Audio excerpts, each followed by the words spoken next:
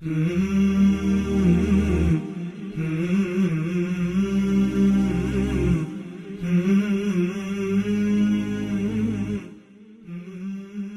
علیکم ورحمۃ اللہ وبرکاتہ۔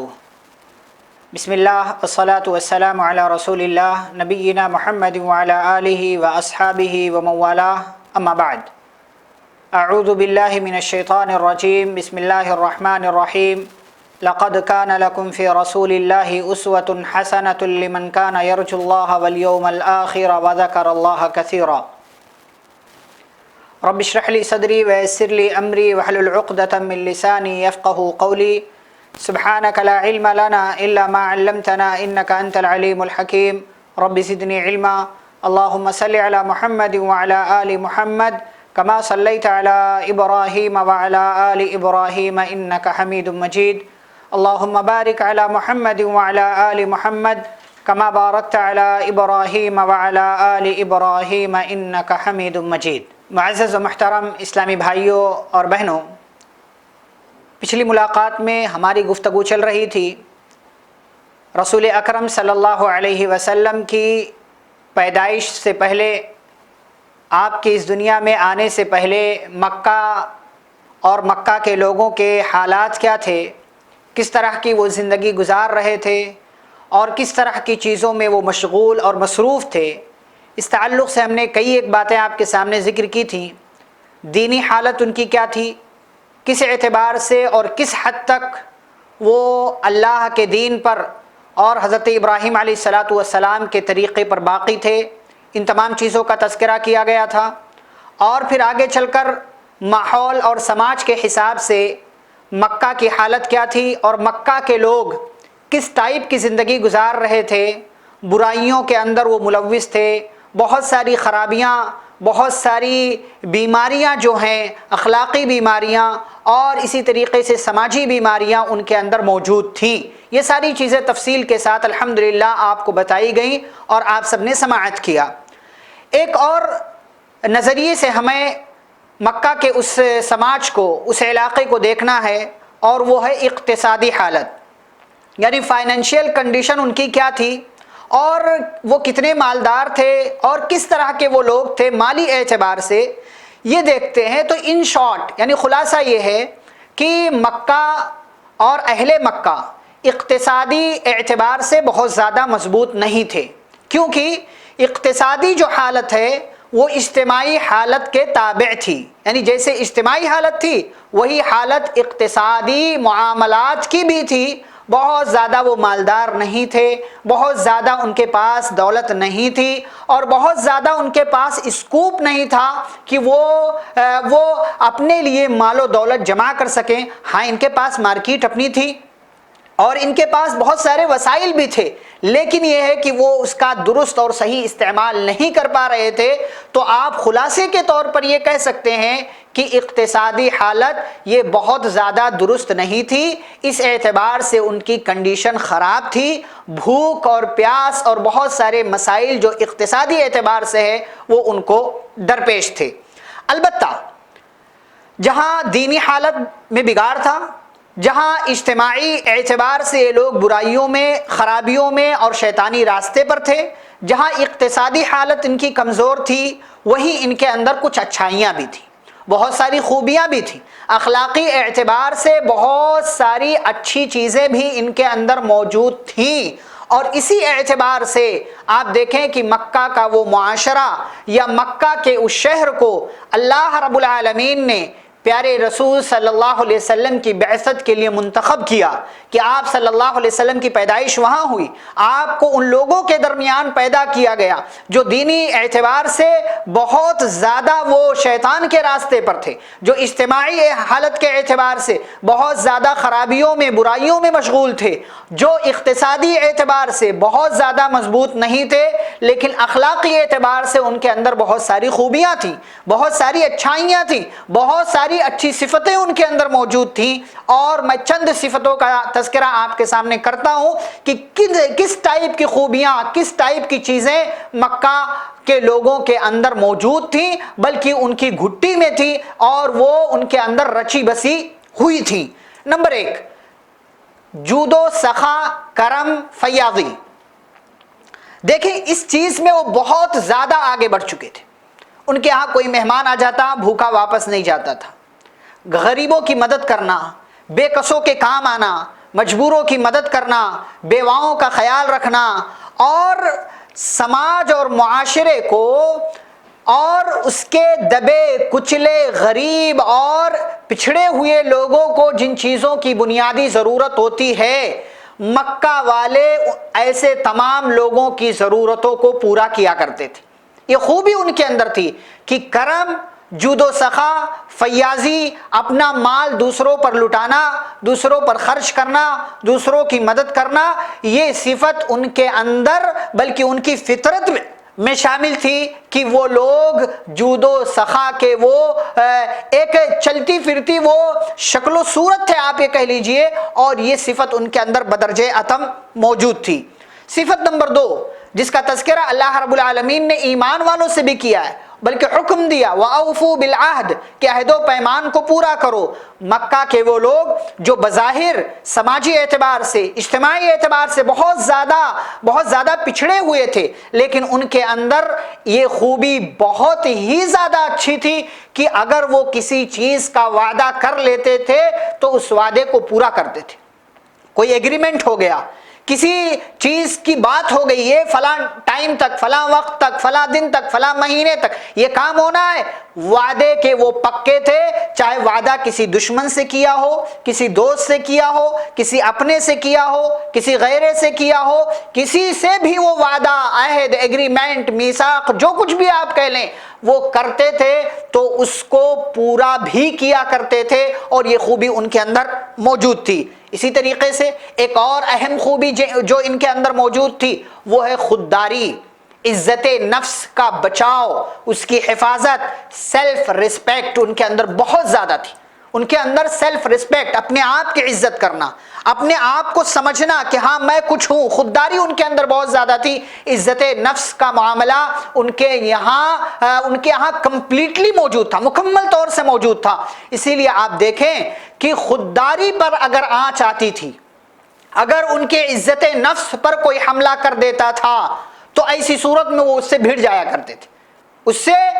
جنگ کے لیے، قتال کے لیے، لڑائی کے لیے تیار رہا کرتے تھے. اور عزت نفس اور خودداری، سیلف ریسپیکٹ کے اگینسٹ میں اگر کوئی ایک معمولی سی چیز بھی ہو جاتی تھی تو ان کے درمیان جنگیں چھڑ جایا کرتی تھی، جنگیں چھڑ جایا کرتی تھی. اور اس ٹائپ کی بہت ساری جنگیں ان کے درمیان ہوئی کہ کسی نے عزت نفس پر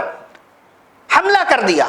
کسی نے ان کی عزت کو داغدار کرنے کی کوشش کی تو اس سے بدلہ لینے کے لیے ہمیشہ تیار رہا کرتے تھے. یہ عزت نفس بہت اہم چیز ہے، آدمی کی اپنی عزت ہے. اسی لیے اللہ رب العالمین نے دوسروں کی بھی عزت کرنے اور اپنی عزت کا خیال رکھنے کا مجھے اور آپ کو حکم دیا ہے. نمبر 4 عزائم کی تکمیل. کسی چیز کا ارادہ کر لیا انہوں نے، اس کو پورا کیا کرتے تھے. ایسا نہیں ہے کہ وہ ڈھلمل یقین تھے، آج نہیں کل، کل نہیں پرسوں، پرسوں نہیں نرسوں، یا جب دل کیا تب کر لیں گے. ہاں ارادہ کر لیا، کسی چیز کی بات ہو گئی اپنے آپ سے، ہاں یہ کام کل سے کرنا ہے، پرسوں سے کرنا ہے، نرسوں سے کرنا ہے، فلاں دن سے کرنا ہے. ارادہ پکا کر لیا تو اس کو مکمل بھی کرتے تھے، اس کو پورا بھی کرتے تھے. عزائم کی تکمیل کی یہ خوبی ان کے اندر موجود تھی، اور یہ بہت بڑی خوبی ہے کہ آپ کسی چیز کا ارادہ کر لیں تو اس کو اس کے وقت پر پورا کرنے کی کوشش کریں. یہ صفت میرے اور آپ کے اندر ہونی چاہیے. نمبر 5 حلم و بردباری، سنجیدگی ان کے اندر بہت زیادہ تھی. وہ بات بات پر ٹھٹھا مذاق، کسی کا مذاق اڑانا، استہزاء کرنا، یا اسی طریقے سے کسی کے ساتھ شرارتیں کرنا، کسی کو بلا وجہ بس کچھ بھی بول دینا، برا بھلا کہنا، یا اس ٹائپ کی اور دیگر چیزیں جو ہمارے ہاں پھوہڑ پن میں شمار ہوتی ہیں، کہ جن کو اخلاق کے اگینسٹ میں، مخالف میں سمجھا جاتا ہے کہ یہ چیزیں اخلاق کے بالکل منافی ہیں، بالکل اس کے خلاف ہیں. مکہ والوں کے اندر یہ خوبی تھی کہ وہ حلم و بردباری، سنجیدگی، صبر، برداشت کا مادہ ان کے اندر بہت زیادہ تھا، برداشت کا مادہ ان کے اندر بہت زیادہ تھا. جب یہ برداشت کا مادہ جب ان کی عزت پر بات آتی تھی اس ٹائپ کی کوئی چیز تو پھر وہ سودا نہیں کرتے تھے، بلکہ سامنے والے سے وہ بھیڑ جایا کرتے تھے، جنگیں ہوتی تھی، لڑائیاں ہوتی تھی، جیسا کہ اس سے پہلے بات آ گئی کہ عزت نفس کے معاملے میں بھی وہ بہت زیادہ آگے تھے اور یہ صفت ان کے اندر بہت زیادہ تھی۔ اسی طریقے سے ایک اور اہم خوبی جو چھٹی خوبی ہے وہ ہے سادگی اور بدوی سادگی، یعنی گاؤں کی، دیہات کی اور بالکل دور دراز علاقے کی، جو شہر سے بہت زیادہ دور ہو، وہاں کے لوگوں کی جو سادگی ہوتی ہے، ان کے رہن سہن کا جو انداز ہوتا ہے، وہ سادگی مکہ والوں کے درمیان موجود تھی، اور کہتے ہیں کہ یہی وہ ساری خوبیاں تھیں۔ مکہ کو چھوڑ کر اور دیگر علاقے آپ دیکھ لیں، جو بھی علاقے آس پاس تھے، وہاں کے لوگ بھی برائیوں میں ملوث تھے، وہاں کے لوگوں کے اندر بہت ساری خرابیاں تھیں، وہاں بھی انسان بستے تھے، وہاں بھی لوگ رہتے تھے، وہاں کے لوگوں کی بھی اصلاح کی ضرورت تھی، لیکن اصلاح کا یہ کام اسٹارٹ کہاں سے ہو، اس کی بگننگ کہاں سے ہونی چاہیے، شروعات اور آغاز کہاں سے ہو، کسی ایسی جگہ سے جس جگہ کے لوگ برے ہوں، خرابیاں ان کے اندر ہوں، لیکن ان خرابیوں کے ساتھ ساتھ کچھ اچھائیاں بھی ہوں، تاکہ یہ باتیں صحیح طریقے سے سن سکیں، سمجھ سکیں۔ اسی لیے اللہ رب العالمین نے جہاں جغرافیائی اعتبار سے مکہ کا وہ علاقہ سینٹر ہے، مرکز ہے، پوری دنیا کا وہ سینٹر ہے، وہیں آپ دیکھیں کہ اخلاقی اعتبار سے یہی وجہ تھی کہ اللہ رب العالمین نے اپنے پیارے پیغمبر صلی اللہ علیہ وسلم کو مبعوث کرنے کے لیے، آپ کو نبی اور رسول بنانے کے لیے، جہاں آپ کی پیدائش، جہاں آپ کی ولادت ہوئی، اللہ رب العالمین نے وہ مکہ شہر کو چنا اور مکہ شہر کا انتخاب کیا۔ تو یہ مکہ شہر کی اور اس شہر مکہ کے لوگوں کے حالات کیا تھے اس دور میں، اس زمانے میں، کہ جس زمانے میں پیارے نبی صلی اللہ علیہ وسلم کو پیدا ہونا تھا، جہاں آپ کی پیدائش ہونی تھی، آپ کی پیدائش سے پہلے وہاں کے لوگوں کے کیا حالات تھے، یہ اختصار کے ساتھ میں نے آپ کے سامنے رکھنے کی کوشش کی ہے۔ اب آئیے آگے جو ہماری بات ہوگی، اب آپ کو یہ لگے گا کہ اب نبی اکرم صلی اللہ علیہ وسلم کی پیدائش کا وقت آ چکا ہے، بالکل آ چکا ہے، لیکن نبی اکرم صلی اللہ علیہ وسلم کی پیدائش سے پہلے آپ کے خاندان کے بارے میں بھی ہمیں کچھ باتیں جاننا چاہیے۔ آپ کا خاندان کیسا تھا، آپ کا خاندان کس کے نام سے مشہور تھا، اور آپ کی پیدائش سے ذرا پہلے، یعنی آپ یہ کہہ لیں 50 دن، 55 دن، 60 دن، 1 مہینہ، 2 مہینہ، جو بھی آپ کہہ لیں، کیا حالات تھے اور کس طرح کی چیزیں وہاں ہوئی، اور پھر آپ کے اپنے گھر میں کیا چل رہا تھا، آپ کے اپنے گھر میں، اپنے خاندان میں کیا چل رہا تھا۔ آئیے اس تعلق سے کچھ مزید باتیں جانتے ہیں۔ تو اب جو آپ کے سامنے باتیں رکھنی ہیں وہ ہے نبی اکرم صلی اللہ علیہ وسلم کا خاندان اور آپ کی پیدائش سے ذرا پہلے کے حالات، خود آپ کے اپنے خاندان کے حوالے سے۔ تو دیکھیے، نبی اکرم صلی اللہ علیہ وسلم کا خاندان یہ ہاشمی خاندان کہلاتا ہے، جو ابھی آگے چل کر بات آ رہی، جو آپ صلی اللہ علیہ وسلم کا نسب نامہ ہے، یعنی جو آپ کے والد، دادا، پردادا، اور اس کے بعد جو لمبی فہرست ہوتی ہے، نسل جسے آپ کہتے ہیں، اس نسل کو مورخین نے، سیرت نگاروں نے 3 طریقے سے بیان کیا ہے۔ پہلا کہ جو عدنان تک جا کر کمپلیٹ ہو جاتا ہے، دوسرا کہ جسے لے جا کر حضرت ابراہیم علیہ السلام تک لوگوں نے پہنچایا ہے، اور تیسرا جو حضرت آدم علیہ السلام تک لے جا کر پہنچانے کی کوشش کی گئی ہے۔ لیکن ہمیں بعد کے 2 یعنی نمبر 2 اور نمبر 3 سے مطلب نہیں ہے، کیونکہ اس میں بہت سارے اختلافات ہیں اور اس کے اندر کیا صحیح ہے کیا نہیں صحیح ہے وہ اختلاف والی چیز ہے، لیکن جو پرفیکٹ ہے، جس کے اندر اتفاق ہے سیرت نگاروں کا، مؤرخین کا، اور باقاعدہ جس کو محفوظ کیا گیا ہے، وہ نمبر 1 پر موجود ہے۔ تو نسب نامہ کچھ یوں ہے: محمد بن عبداللہ بن عبد المطلب بن ہاشم بن عبد مناف بن قصی بن کلاب بن مرہ بن کعب بن لؤی بن غالب بن فہر بن مالک بن نضر بن کنانہ بن خزیمہ بن مدرکہ بن الیاس بن نضر بن مزار بن معد بن عدنان۔ یہ پوری فہرست ہے نبی اکرم صلی اللہ علیہ وسلم کے نسل کی اور آپ کے خاندان کے لوگوں کی۔ تو جیسا کہ بات بیان کی گئی کہ نبی اکرم صلی اللہ علیہ وسلم کا خاندان یہ ہاشمی خاندان کہلاتا ہے، یہ ہاشمی خاندان کہلاتا ہے، اور ہاشمی جو آپ کے خاندان کی نسبت ہے یہ آپ کے جد اعلیٰ یعنی آپ کے دادا کے والد ہاشم کی طرف منسوب ہے، کیونکہ آپ کے خاندان میں ہاشم کو بہت زیادہ شہرت اور بہت زیادہ پذیرائی ملی، ان کی بہت زیادہ تعریف ہوئی، بہت زیادہ نام کمایا انہوں نے، اور لوگوں کی نظر میں ان کا بہت ہی اونچا مقام تھا۔ تو محمد بن عبداللہ بن عبد المطلب بن ہاشم یعنی جو آپ کے پردادا تھے انہی کے نام پر آپ کا خاندان ہے جو کہ ہاشمی خاندان کہلاتا ہے۔ اب ہاشم اور عبد المطلب کا مختصر تعارف۔ ہاشم جو ہیں یہ ایک زمانے میں انہیں حاجیوں کی خدمت کا کام سونپا گیا، حاجیوں کی خدمت کا کام سونپا گیا، یعنی انہیں پانی پلانا، ان کے لیے رہائش کا انتظام کرنا، اور یہ بہت زیادہ مالدار تھے، مال و دولت ان کے پاس بہت زیادہ تھا، اور یہ وہ پہلے شخص ہیں جنہوں نے حج کے لیے آنے والے حاجیوں کو سالن اور روٹی ایک میں مکس کر کے انہیں کھلایا، ان کے لیے اچھا انتظام کیا، اور اسی وجہ سے ان کی بہت زیادہ تعریف ہوئی اور لوگ ان کی بہت زیادہ تعریف کیا کرتے تھے۔ ان کے تعلق سے ایک اور اہم بات کہ ایک مرتبہ یہ ملک شام سفر کے لیے روانہ ہوئے، راستے میں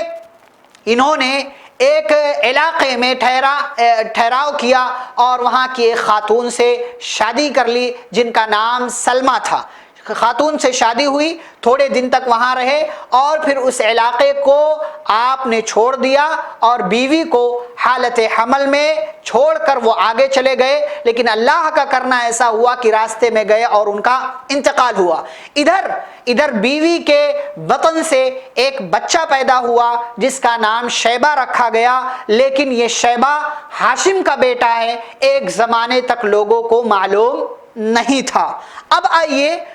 آپ صلی اللہ علیہ وسلم کے دادا جو ہیں عبد المطلب، ان کا تعارف آپ کے سامنے پیش کیا جائے تاکہ پھر آپ کو یہ بات واضح ہو جائے آپ کے لیے کہ یہ جو شیبہ نام کا جو لڑکا پیدا ہوا جو ہاشم کا بیٹا ہے، یہ کہاں سے کس طریقے سے یہ پیارے نبی صلی اللہ علیہ وسلم کے دادا کس طریقے سے بنے، لوگوں کو کیسے معلوم ہوا کہ یہ ہاشم کے بیٹے ہیں۔ تو ہاشم کے انتقال کے بعد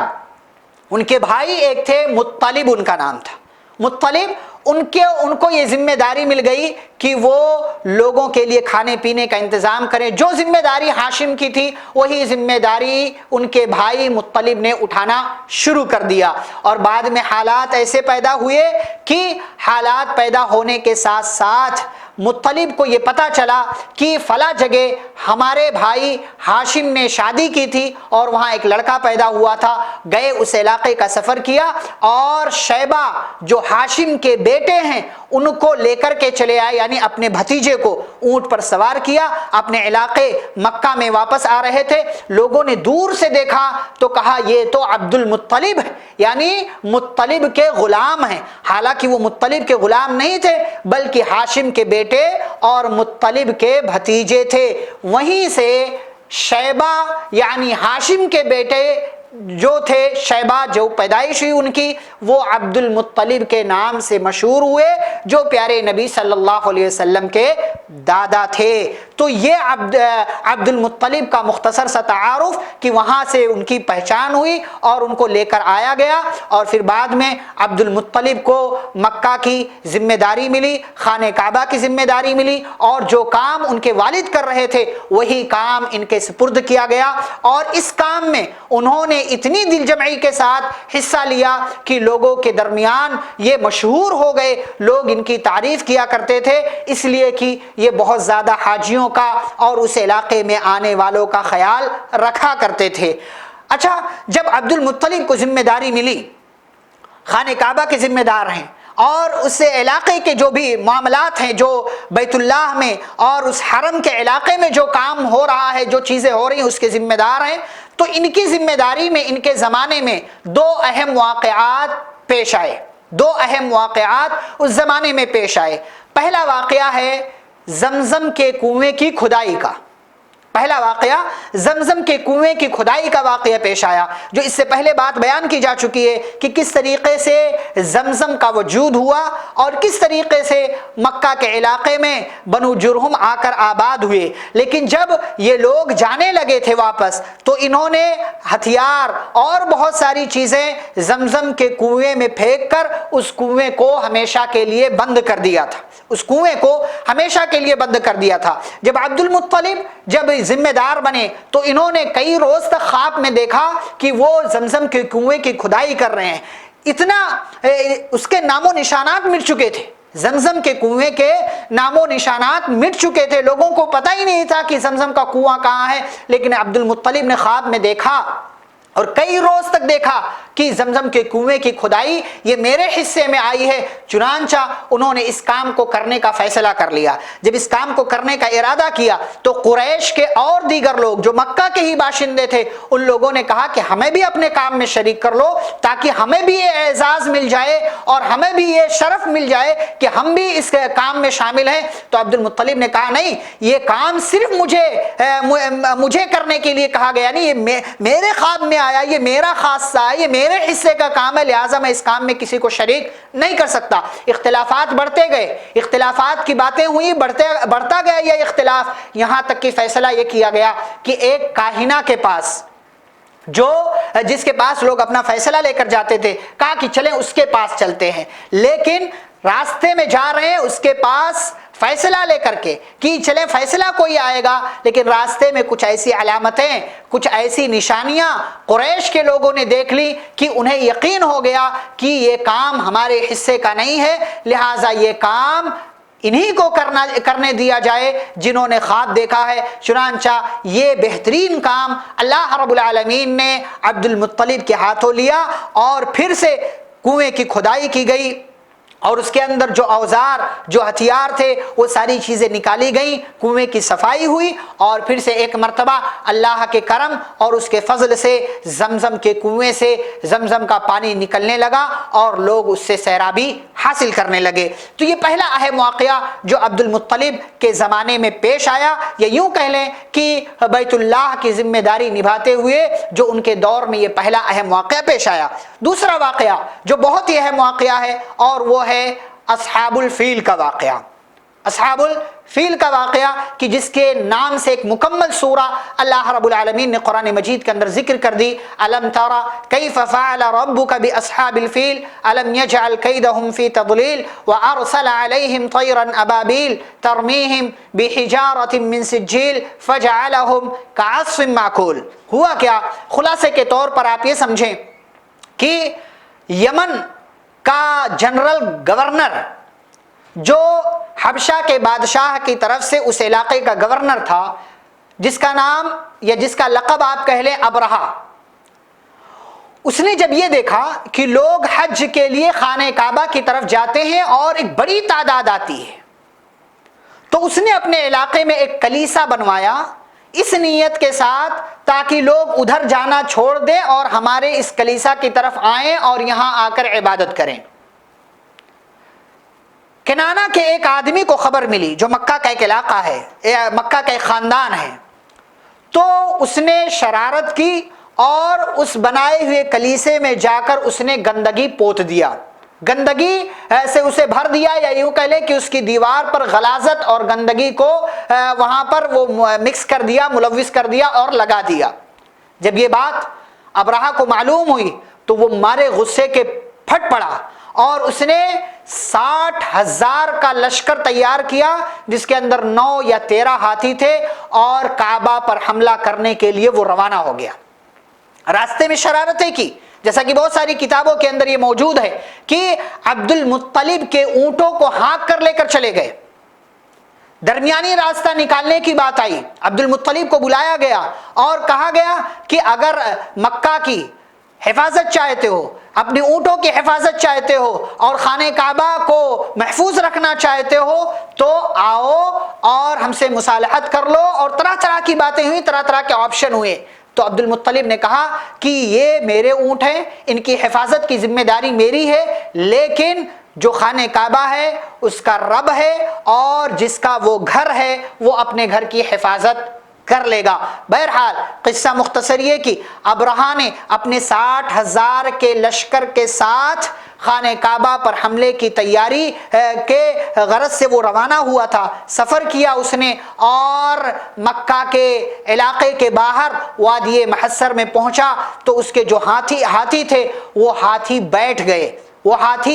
گئے اور اس سے آگے جانے کے لیے تیار نہیں ہوئے۔ ان کا چہرہ، ان کا رخ کسی دوسری طرف کیا جاتا تھا تو وہ دوڑنے لگتے تھے، بھاگنے لگتے تھے، چلنے لگتے تھے، لیکن جیسے ہی کعبے کی طرف رخ کیا جاتا تھا کہ ادھر چلو تو وہ ایک قدم بھی آگے بڑھانے کے لیے تیار نہیں ہوتے تھے۔ یہ اللہ کی طرف سے سارے فیصلے ہوتے، یہ ساری چیزیں اللہ کی طرف سے ہوتی ہیں۔ اللہ رب العالمین نے ابرہہ کو، اس کے لشکر کو، ان کی بری نیت کا، خانہ کعبہ پر حملے کی نیت کا بدلہ اور سزا دینے کے لیے اللہ رب العالمین نے پرندوں کا ایک جھنڈ، پرندوں کا ایک لشکر بھیجا۔ مکہ کے لوگ اس لشکر 60,000 کا لشکر کون مقابلہ کرتا؟ آبادی تھوڑی سی، کون مقابلہ کرتا؟ سارے لوگ یہاں وہاں چھپ گئے، مکہ پورا خالی ہو چکا ہے، کسی کو ہمت نہیں ہے اور کسی کو یہ مقابلہ کرنے کی جرأت نہیں ہے۔ لیکن اللہ رب العالمین جب اپنے فیصلے کرتا ہے، اپنے معاملات کرتا ہے، وہ کن کہتا ہے، چیزیں ہو جایا کرتی ہیں۔ اللہ نے 60,000 کے لشکر کے مقابلے میں ابابیل یعنی پرندوں کا جھنڈ، پرندوں کا لشکر بھیج دیا کہ جن کے منہ میں ایک کنکر اور جن کے دونوں پنجوں میں ایک ایک کنکر، یعنی 3 کنکریں ان کے منہ میں اور ان کے پیر میں، پنجوں میں موجود تھی، اور جس کے اوپر وہ کنکری پڑتی تھی تو وہ اس کا وجود ختم ہو جایا کرتا تھا۔ وہ کنکر، ایک معمولی سا پتھر، اس کی ہلاکت و بربادی کے لیے کافی ہو جایا کرتا تھا۔ اسی طریقے سے یہ کنکر سارے لوگوں پر تو نہیں پڑا، لیکن چونکہ بھگدڑ سی مچ گئی، لوگ بھاگنے لگے اور پیٹ پھیر کر بھاگنے لگے تو رودتے گئے، لوگ ایک دوسرے کو کچلتے گئے، اور اس طریقے سے یہ پورا کا پورا لشکر تباہ و برباد ہو گیا۔ اور ابرہہ جو ان کا کمانڈر تھا، ان کا جو بادشاہ تھا، جو جنرل گورنر تھا یمن کا، اس کی بھی ہلاکت و بربادی ہوئی۔ اللہ نے کہا وَأَرْسَلَ عَلَيْهِمْ طَيْرًا أَبَابِيلَ تَرْمِيهِمْ بِحِجَارَةٍ مِّن سِجِّيلٍ فَجَعَلَهُمْ كَعَصْفٍ مَّأْكُولٍ، اور اللہ رب العالمین نے ان لوگوں کو ان کی بری نیت کا بدلہ دیا اور ان کی بری نیت کی سزا انہیں مل گئی کہ اللہ نے انہیں کھائے ہوئے بھوسے کی مانند کر دیا۔ یہ واقعہ ہوا، اور اس واقعے کے بعد عبد المطلب کی مزید تعریف ہونے لگی، وہ مزید شہرت ملی، مزید پذیرائی ہونے لگی، اور ان کا نام لوگوں کی نگاہ میں مزید بلند ہو گیا۔ یہ واقعہ ہوا، اسی واقعے کے مورخین نے لکھا ہے، سیرت نگاروں نے لکھا ہے کہ اسی واقعے کے 50 یا 55 دن کے بعد، یہ واقعہ محرم کے اندر ہوا تھا 571 عیسوی میں، اور اس کے 50 یا 55 دن کے بعد پیارے نبی صلی اللہ علیہ وسلم کی پیدائش ہوئی۔ لیکن ابھی آپ صلی اللہ علیہ وسلم کی پیدائش کے تذکرے سے پہلے میں آپ صلی اللہ علیہ وسلم کے والد یعنی عبداللہ کے تعلق سے کچھ باتیں آپ کے سامنے پیش کرنے کی کوشش کر رہا ہوں۔ یہ واقعہ ہو گیا، زمزم کا کنواں پھر سے وجود میں آ گیا، اور اسی طریقے سے ابرہہ کے لشکر کو شکست ملی، اللہ نے اپنے گھر کی حفاظت کی۔ عبد المطلب کی کل 10 بیٹے تھے،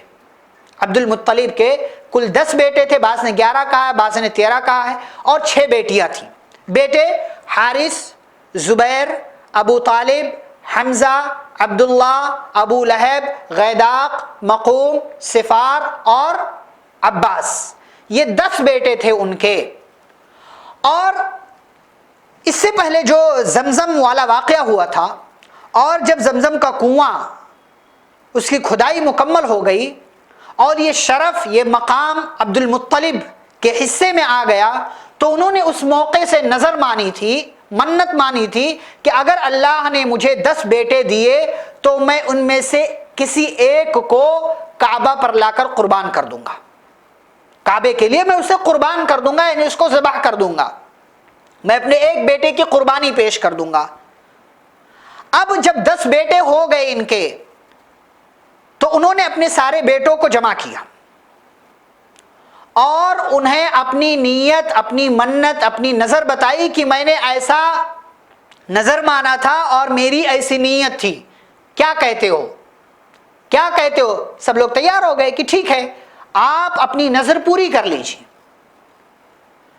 ان 10 بیٹوں کے نام قرآن نکالا گیا، اور جیسا کہ بتایا گیا پہلے کہ ہبل جو سب سے بڑا بت تھا ان کا، اس کے پاس جو مجاور کہہ لیں آپ، یا جو وہاں لوگ رہتے تھے، جو ان کا لیڈر تھا، گئے اور قرآن اندازی کی گئی، تو قرآن اندازی میں عبداللہ کا نام آیا جو پیارے رسول صلی اللہ علیہ وسلم کے والد ہیں، ان کا نام آ گیا۔ اب ان کو ذبح کیا جائے گا، ان کو قربان کیا جائے گا، لیکن عبداللہ جو تھے یہ عبد المطلب کے تمام بیٹوں میں سب سے زیادہ خوبصورت تھے، حسن و جمال والے تھے، خوبیاں ان کے اندر بہت زیادہ تھی، بہت دانا تھے، عقل مند تھے، بہت زیادہ تھے۔ اب قریش کے لوگوں نے جب دیکھا کہ عبد المطلب اپنے ہی بیٹے کو، اور وہ بھی سب سے خوبصورت بیٹے کو لے جا کر قربان کر دیں گے، ذبح کر دیں گے، تو سب لوگوں نے کہا نہیں نہیں، عبداللہ کو قربان مت کرو، انہیں ذبح مت کرو۔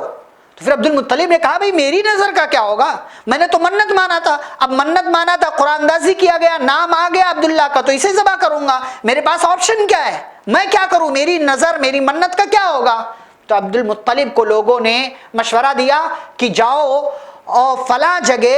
ایک عرافہ ہے۔ عرافہ کس کو کہتے ہیں؟ عرافہ یعنی جو کسی طریقے سے، اب تو ستاروں کو دیکھ کر، ہاتھ کو دیکھ کر، یا جو کچھ بھی آپ کہہ لیں، کسی چیز کو دیکھ کر وہ مستقبل کے بارے میں بتایا کرتے تھے۔ یہ درست نہیں ہے کہ کوئی مستقبل کی بات بتا سکے، لیکن آج بھی موجود ہیں ایسے لوگ جو ہاتھ دیکھ کر، اسٹار دیکھ کر اور بہت ساری چیزیں دیکھ کر مستقبل بتانے کا دعویٰ کرتے ہیں، اور اس زمانے میں بھی، اس دور میں بھی تھے، مرد تھے، عورتیں تھیں جو مستقبل کا حال بتایا کرتے تھے، بتایا کرتی تھی۔ تو لوگوں نے کہا کہ بھائی فلاں عرافہ کے پاس چلو، وہ مستقبل بتاتی ہے، اور چلو اس کے پاس کوئی سلوشن ہوگا، کوئی وہ فیصلہ کرے گی کہ کس کا حل کیا نکالا جائے۔ گئے، اس سے کہا کہ دیکھیں ایسے ایسی بات ہے۔ تو اس نے کہا اب ایک کام کیجیے آپ کہ 10 اونٹ اور عبداللہ ان دونوں کے بیچ میں قرآن نکالو، اس لیے کہ اس دور، اس زمانے میں ایک انسان کی دیت، یعنی اگر کسی کو قتل سے بچانا ہے اور آپ کو اس کی جگہ جانوروں کی قربانی دینی ہے، تو ایک انسان کے بدلے 10 اونٹ کی قربانی دی جاتی تھی، یعنی دیت یہی تھی، بدلہ یہی تھا کہ ایک آدمی کے بدلے 10 اونٹ۔ تو کہا 10 اونٹ اور عبداللہ کے نام قرآن نکالو، جس کا نام قرآن میں آئے گا اس کو ذبح کر دیا جائے گا۔ اور اچھا یہ بھی کہا آگے کہ یہ کام اس وقت تک کرتے رہو جب تک کہ عبداللہ کا نام پرچی سے غائب نہ ہو جائے، یا یوں کہہ لیجیے جب تک اونٹوں کا نام نہ آ جائے۔ قرآن کیا گیا، عبداللہ کا نام آیا پہلی بار بھی، پھر کیا گیا، پھر سے عبداللہ کا نام آیا، پھر کیا گیا، پھر سے عبداللہ کا نام آیا، یہاں تک کہ جب اونٹوں کی تعداد 100 تک پہنچ گئی، تب جا کر اونٹوں کا نام قرآن اندازی میں آیا۔ اس طریقے سے عبداللہ کی قربانی یا وہ ذبح ہونے سے بچ گئے، اور ان کی جگہ پر 100 اونٹوں کو عبد المطلب نے خانہ کعبہ پر قربان کیا اور اللہ کے حضور اسے پیش کیا گیا۔ اس سے پہلے جیسا کہ میں نے کہا کہ دیت یہ تھی کہ ایک جان کے بدلے 10 اونٹ، لیکن اس واقعے کے بعد عبد المطلب کی طرف سے یہ اعلان ہوا، ذمہ داروں کی طرف سے اعلان ہوا کہ اب ایک آدمی کی جان کی قیمت یا اس کی دیت، اس کا بدلہ 10 نہیں بلکہ 100 اونٹ ہوں گے۔ اگر کوئی کسی کو مار دیتا ہے اور اس مقتول کے گھر والے قاتل کو مارنا نہیں چاہتے بلکہ دیت چاہتے ہیں، تو 100 اونٹ دینا پڑے گا۔ اسلام نے بھی اس کو باقی رکھا اور اس چیز کو پسند کیا گیا۔ تو یہ عبد المطلب کے بیٹے عبداللہ کے تعلق سے کچھ بات تھی۔ اس کے بعد عبد المطلب نے اپنے اس بیٹے یعنی عبداللہ کی شادی قریش کے ہی اندر رہنے والے یا قریش خاندان کی ہی ایک لڑکی آمینہ بنت وہب سے کر دیا، وہ بھی اعلیٰ خاندان کی، خوبصورت، حسن و جمال والی۔ عبداللہ اور آمینہ کی شادی ہو گئی، لیکن شادی کے کچھ دن کے بعد ہی عبد المطلب نے اپنے اس بیٹے کو بعض روایتوں کے مطابق مدینہ کھجور لانے کے لیے بھیجا، راستے میں ان کا انتقال ہو گیا، اور بعض نے کہا ہے کہ شام بھیجا تھا اور راستے میں ہی ان کا انتقال ہو گیا۔ بعض نے یہ بھی کہا ہے کہ نبی اکرم صلی اللہ علیہ وسلم کی پیدائش سے پہلے آپ کے والد عبداللہ کا انتقال ہو چکا تھا، لیکن بعض نے یہ کہا ہے کہ نبی اکرم صلی اللہ علیہ وسلم کی پیدائش کے 2 ماہ کے بعد عبداللہ یعنی نبی اکرم صلی اللہ علیہ وسلم کے والد کا انتقال ہوا۔ بہرحال جو بھی ہو، لیکن پیارے نبی صلی اللہ علیہ وسلم نے اپنے والد کو نہیں دیکھا، اور آپ کے والد نے اپنے بیٹے یعنی پیارے نبی صلی اللہ علیہ وسلم کو نہیں دیکھا ہے۔ عبداللہ کی وفات کی خبر جب ملی ان کی بیوی آمینہ کو، تو بہت زیادہ غمزدہ ہوئیں، بہت زیادہ پریشان ہوئیں، اور پریشانی غم کی کیفیت اتنی زیادہ بڑھی کہ انہوں نے مرثیہ کہا۔ انہوں نے اپنے شوہر کی خوبیاں بیان کی کہ وادی بطحہ یعنی یہ پورا علاقہ ہاشم کے ایک خوبصورت بیٹے سے محروم ہو گیا۔ آج یہ علاقہ ایک بہترین انسان سے محروم کر دیا گیا ہے۔ آج اس کا جنازہ لوگوں کے کندھوں پر لے جایا جا رہا ہے۔ اگر موت نے اس کی اس زندگی کو ختم کر دیا ہے، ٹھیک ہے، یہ حقیقت ہے، لیکن موت ان کے اچھے کردار کو اور ان کے اچھے اخلاق کو، ان کی اچھی سیرت کو کبھی بھی ختم نہیں کر سکتی۔ وہ بہت دانا تھے، وہ بہت نیک انسان تھے۔ یہ خوبیاں بیان کی ان کی بیوی آمینہ نے، جو پیارے نبی صلی اللہ علیہ وسلم کی ماں ہیں۔ عبداللہ کا جس وقت انتقال ہوا تو انہوں نے ترکے میں، میراث میں کیا چیزیں چھوڑی؟ 5 اونٹ، بکریوں کا ایک ریوڑ، اور ایک حبشی لونڈی، ایک حبشی خادمہ آپ کہہ لیں، جن کا نام برکت تھا، جن کی کنیت ام ایمن تھی، اور یہی وہ ام ایمن ہے جو آگے چل کر مسلمان ہوتی ہیں، جنہوں نے نبی اکرم صلی اللہ علیہ وسلم کو گود کھلایا، اور جن سے پیارے نبی صلی اللہ علیہ وسلم کو بڑی محبت تھی۔ تو یہ نبی اکرم صلی اللہ علیہ وسلم کی پیدائش سے پہلے کیا حالات تھے، آپ کا خاندان کیا تھا، آپ کے خاندان میں مشہور لوگ کون تھے، انہوں نے کیا کیا، آپ کے والد کا مختصر تعارف، آپ کی والدہ کا مختصر تعارف، یہ آپ کے سامنے پیش کیا گیا۔ انشاءاللہ اب ہماری ملاقات ہوگی اگلی بار جب، تو اگلی ملاقات میں ہماری اسٹارٹنگ ہوگی پیارے نبی صلی اللہ علیہ وسلم کی پیدائش سے۔ رحمت للعالمین پیدا ہوئے، کب ہوئے، اور ان کی پیدائش کے بعد کس طریقے کے حالات ہوئے، آپ کا بچپن کیسے گزرا، یہ ساری باتیں انشاءاللہ ہم اگلی ملاقات میں آپ کے سامنے ذکر کریں گے۔ اللہ رب العزت سے دعا ہے اللہ ہم سبھی کو پیارے نبی صلی اللہ علیہ وسلم کی سیرت طیبہ کا مطالعہ کرنے اور آپ کی سیرت کو پڑھنے کے ساتھ ساتھ آپ کے بتائے ہوئے طریقے کے مطابق زندگی گزارنے کی توفیق عطا فرمائے، جب تک دنیا میں زندہ رکھے اسلام اور ایمان پر، جب خاتمہ ہو تو خاتمہ بالخیر ہو۔ وصلی اللہ تعالی علی نبینا محمد وعلی آلہ واصحابہ اجمعین برحمتک یا ارحم الراحمین۔ ربنا تقبل منا انک انت السمیع العلیم، سبحانک اللہم وبحمدک، اشہد ان لا الہ الا انت، استغفرک واتوب الیک۔ والسلام علیکم ورحمۃ اللہ وبرکاتہ۔